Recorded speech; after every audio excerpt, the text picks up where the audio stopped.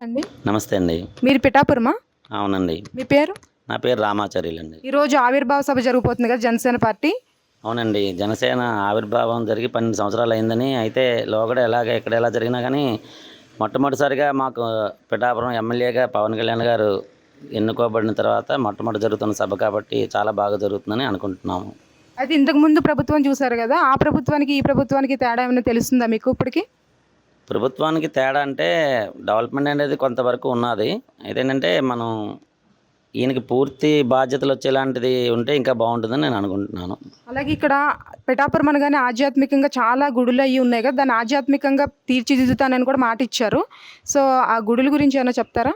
ఆధ్యాత్మికంగా తీర్చిదిద్దడానికి ఆయన చెప్పబట్టే కూడా దేవుడు కూడా ఆయన్ని చక్కగా ఆశీర్వదించాడని చెప్పి నేను అనుకుంటున్నాను. ఎందుకంటే ఇక్కడ ముఖ్యమైనటువంటి అన్ని క్షేత్రాలు కూడా ఇక్కడే ఉన్నాయి. ఎందుకంటే పంచమాధవ దివ్యక్షేత్రం అనేటువంటిది ఇక్కడ మన ఇంటికి ఎదురుగుండానే ఉన్నది. అదేంటంటే కాశీలో బిందు మాధవుడు, ప్రయాగలో వేణుమాధవుడు, రామేశ్వరంలో సేతుమాధవుడు, అలాగే కేరళలో సుందర మాధవుడు, ఈ పిఠాపురంలో కుంతి మాధవుడు అని చెప్పి ఉన్నది. ఈ కుంతి మాధవుని మహత్యం చాలా ముఖ్యమైనటువంటిది కాబట్టి పిఠాపురం మహారాజా వారు ఏంటంటే వారి తాలూకు నగలన్నీ కూడాను స్వామివారికి జవహారిగా సమర్పించడం జరిగిందండి. అంతేకాకుండా ఏంటంటే శ్రీపాద వల్లభుడు దత్తాత్రేయుడు యొక్క తరువాత అవతారము ఆయన శ్రీపాద వల్లభుడుగా ఈ ఊర్లో జన్మించిన స్థలం అని చెప్పి చాలా కాలంగా ప్రసిద్ధిగా ఉండి అదంతా మేము చేసుకున్నటువంటి పుణ్యంగా భావిస్తాము. అలాగే కుక్కుటేశ్వర స్వామి అనేటువంటి క్షేత్రం ఇక్కడ ఉన్నది. అంటే పరమశివుడు కుక్కుటం రూపంలో గయాసురుని తెల్లవారిందని చెప్పి మేల్కొనేలా చేసి అతన్ని సంహరించి అతని శరీరం 3 భాగములుగా ప్రసిద్ధికి చెందినటువంటి ప్రాంతాలలో ఒక ప్రాంతంగా చెప్పబడుతుంది. ఏంటంటే బీహార్‌లోని శిరోగయ, ఒరిస్సాలో జాజ్‌పూర్‌లో నాభిగయ, ఇక్కడ పిఠాపురంలో పాదగయ అని చెప్పి చెప్తారు. ఆ చిన్న పాదాలు కూడా మనకి ఆ కుండంలో లోపల ఉంటాయండి. 30 అడుగుల లోతులో మేము చిన్నప్పుడు కూడా చూసేవాళ్ళము. అంత ప్రసిద్ధి చెందినటువంటి క్షేత్రము. అలాగే దత్తాత్రేయుడు మూలమూర్తిగా ఉన్నటువంటి ఇది కూడా కుక్కుటేశ్వర స్వామి ఆలయంలో ఉన్నది.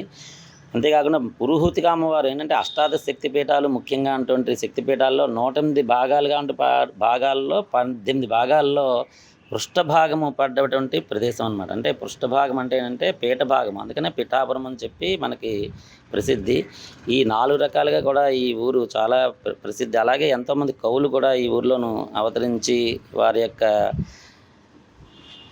సాహిత్యాన్ని ప్రదర్శించి రాజుల దగ్గర మెప్పు పొందారు. అటువంటి ఊర్లో మేము పుట్టడం మాకు అదృష్టం. ఇటువంటి ఈ క్షేత్రంలో ఏంటంటే ఆయన ఎమ్మెల్యేగా వచ్చి ఆయన వాగ్దానం చేయడం, ఇంకా దీన్ని అంటే దేవుణ్ణి ఎవరైనా సరే పెంపొందించి పోషిస్తా ఉంటే ఆయన అందరూ కూడా చాలా చక్కగా దేవుడు కూడా వాళ్ళని సహకారం చేస్తాడు. మంచి పని చేసే వాళ్ళకి దేవుడి యొక్క ఆశీర్వచనాలు ఎప్పుడూ కూడా ఉంటాయి. అందుకని చెప్పి ఏంటంటే ఈ 4 క్షేత్రాలని కూడా అభివృద్ధి చేయించడంలో కూడా మన ఎమ్మెల్యే గారు ముఖ్య పాత్ర పోషిస్తారని నేను అనుకుంటున్నాను. కూటమి ప్రభుత్వం వల్ల ఆయన ఏమైనా వెనకబడుతున్నారంటారా? లేకపోతే ఆయన ఓన్ డెసిషన్స్ ఉంటే బావుంటాయని అనుకుంటున్నారా మీరు? కూటమి ప్రభుత్వం వెనకబడడం అనేది కాదు గానీ, ఏంటంటే అవకాశం అనేది ఏ మనిషికైనా ఇవ్వడంలోనే ఉంటుంది. ఏంటంటే గోల్ చేయడం అనేటువంటిది ఇంపార్టెంట్. గోల్ చేయడానికి ముందు ఎవడైనా సరే ఒక క్రీడాకారుడు ముందు పార్టిసిపేషన్ చేయాలి. పార్టిసిపేషన్ చేస్తేనే ఆ క్రీడాకారుడు ఎటువంటి గోల్ చేస్తాడనేటువంటిది ఉంటుంది. ఈయన కూటమి ప్రభుత్వంలో ఉన్నా ఎక్కడున్నా కూడా ఈయన ఎక్కువగానే చేయగలుగుతారని నేను అనుకుంటున్నాను. అంటే ఒక ప్రభుత్వంలో ఉండిపోయామనేటువంటిది కాకుండా ఒక అవకాశం ఫస్ట్ ఈయనకొచ్చింది కాబట్టి దాన్ని అవకాశాన్ని ఇంకా సద్వినియోగం చేసుకొని మనకి డెవలప్‌మెంట్ అనేటువంటిది రియల్ డెవలప్‌మెంట్ చూపించి చేస్తే మనకి అంటే ఒక కూటమిలోనే ఉండాలనేటువంటి ఇది ఆయనకేమీ అవసరం లేదు. కారణం ఏంటంటే అప్పట్లో వైఎస్ఆర్ ప్రభుత్వాన్ని ఓడించాలనేటువంటి ఉద్దేశంతో ఆయన కూటమి ప్రభుత్వంలో చేరారని నేను అనుకుంటున్నాను. సూపర్ 6 పథకాలు ప్రవేశపెట్టారు గదా! అయి అమలు కాలేదు అని ఇక్కడ చాలామంది అంటున్నారు. సో, దాని గురించి ఏమంటారు? జనరల్‌గా పథకాలనేటువంటివి ఏంటంటే, ఒక స్టేజ్ బై స్టేజ్‌లో తీసుకురావడానికి కుదురుతుంది. ఎందుకంటే, పూర్వం ప్రభుత్వం ఏదో అప్పులు చేసిందని అవన్నీ తీర్చడానికే మనకి టైం అంతా సరిపోతుందని ముఖ్యమంత్రి గారు చెప్పడం జరుగుతోంది. అండ్ మనకి అంత ఫైనాన్షియల్ నాలెడ్జ్ మన దగ్గర ఏంటంటే, మనకి అంత అందుబాటులో ఉండదు కాబట్టి నేను అంత ఇదిగా దాని మీద చెప్పలేను గానీ, పథకాలు ప్రవేశపెట్టడం వరకు ఎలక్షన్ హామీలు చేయడం అందరూ చేస్తారు. కానీ ఏంటంటే, వాటిని అమలు చేయడం చాలా కష్టతరమైనటువంటి పననమాట. సూపర్ 6 అని లేకపోతే ఇప్పుడు ఇందిరాగాంధీ 20 సూత్రాల పథకం పెట్టింది. అప్పట్లో అవన్నీ కూడా చేయలేక ఫెయిల్ అయింది కాంగ్రెస్ ప్రభుత్వం మనందరికీ తెలిసినదే.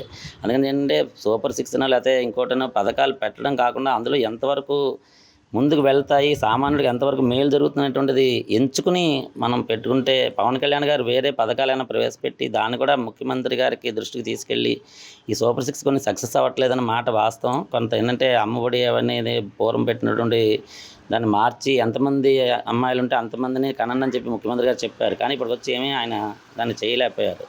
అది కూడా ప్రజల్లో అందరూ అనుకుంటున్నటువంటి మాట అది. దాన్ని ఏంటంటే మనకి ముందుకు తీసుకెళ్ళేటువంటి కార్యక్రమం మాత్రం చేయాలి. పథకం ప్రవేశపెట్టడమే కాకుండా దాన్ని సక్సెస్ అయ్యేటువంటి దానికి కూడా చేదోడు వాదోడుగాను సహకారం కూడా ఉండాలని చెప్పి నేను అనుకుంటున్నాను. ద్వారంపూడి చంద్రశేఖర గారు అక్రమాలు రేషన్ బియ్యం గురించి వెలుగులోకి వచ్చింది కదా, సో దాని గురించి ఏమంటారు మీరు? అంటే ద్వారంపూడి చంద్రశేఖర రెడ్డి గారి విషయంలో అప్పుడు అంతా కలిపి ఏది పట్టుకున్నారని టీవీలో అది చూసాం మేము. ఏంటంటే కాకపోతే ఏంటంటే పవన్ కళ్యాణ్ గారు సాహసోపేతంగా ఆ పడవ మీద అది వెళ్ళి వద్దని చెప్తున్నా కూడా ఆయన ముందుకు వెళ్ళి దాని తాలూకు ఇది రాబట్టగలిగారు. కొంతలో కొంత చాలా మటుకు 30% దాకా సక్సెస్ అయ్యారు నేను అనుకుంటున్నాను. ఇంకా కానీ దాని విషయంలో ఏంటంటే ఇప్పటికీ కూడా బియ్యం పక్కదారి పడుతున్నాయి. ఎందుకంటే పేదలకి ఇచ్చినటువంటి బియ్యాన్ని ఎవరు కూడా వాళ్ళు వినియోగించుకోవట్లేదు. నేను ప్రత్యక్షంగా రోజు చూస్తుంటాను. ఈ బియ్యం వచ్చినప్పుడు ఏంటంటే వ్యానుల్లోనే డబ్బులు తీసుకుంటున్నారు. ఆ బియ్యాన్ని కూడా పక్కదారి పడుతున్నాయి. ఇక్కడ దగ్గరలో గొల్లప్రోలు ద్వారా ఇదంతా జరుగుతుందని చెప్పి అందరూ అనుకుంటుండడం నా దృష్టికి కూడా రావడం జరిగింది. అటువంటిది ఏంటంటే ఆ పథకాల తాలూకు అంటే బియ్యాన్ని మనం నిజంగా ఎవరికి అవసరం నీడీ పీపుల్ రియల్గా ఎవరైతే ఉంటారో వాళ్ళకే చెందేలాగా చేస్తే బాగుంటుంది. పక్కదారి పట్టకుండాను ముందేంటంటే ఒక అడ్డుకట్ట వేయడం అన్నటువంటిది పవన్ కళ్యాణ్ గారు సాహసోపేతంగా చేశారు. అయితే ఏంటంటే దాన్ని ఇంకా కొనసాగకుండాను దాన్ని నిరోధించేటువంటి బాధ్యత ప్రతి పౌరుడి మీద ఉన్నది. దాన్ని ఏంటంటే గవర్నమెంట్ కూడా రియల్గా ఎవరికైతే అందాలో వాటిని అందేలా చూసుకుంటే బాగుంటుందని నేను అంటున్నాను.